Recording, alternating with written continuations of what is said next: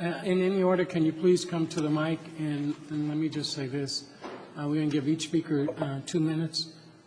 Certainly, it's my belief that this item will get approved by consensus. That means all 4 of us will be supporting it. Certainly, if you don't want to take your full 2 minutes, certainly we will respect that. So please come to the mic.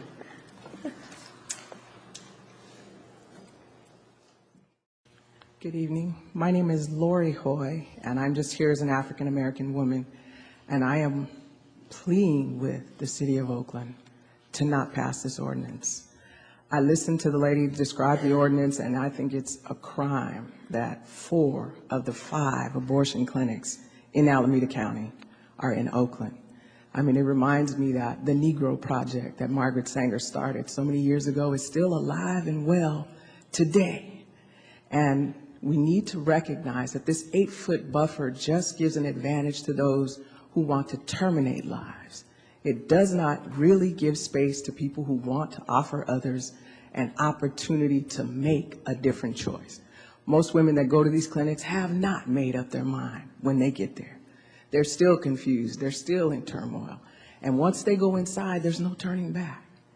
And I deal with the people who come out of the abortion clinic and deal with the aftermath and the grief and the loss and the just decimation of their lives that they're not made aware of before they go in there. I think Oakland would be setting a dangerous precedent for its community, for the African-American women. You talk about the homicides in Oakland. You need to look at the murders that happen at the abortion clinic. You lose 100 people, you lose 100 men to homicide, but you lose 1,500 a day to abortion. And we are not even replacing ourselves. We will disappear as a people if we don't start doing something about putting these folks out of business. So it needs to stop. And I'm ashamed that you say you've already agreed to vote for it. It's like we're standing here expressing our opinion for no reason.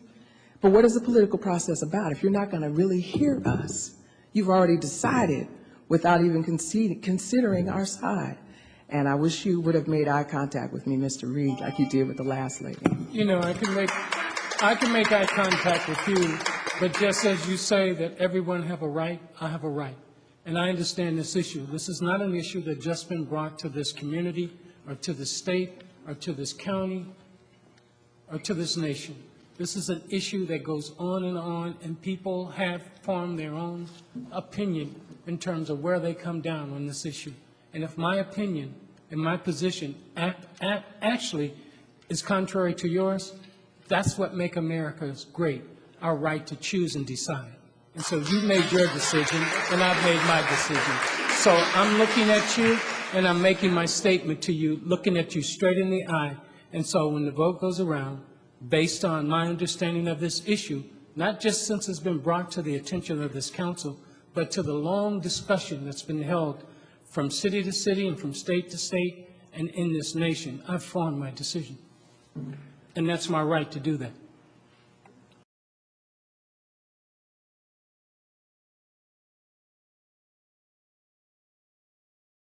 Deputy City Attorney Vicki Layden is here to answer legal questions, and Chief Tucker is here to answer OPD and enforcement questions.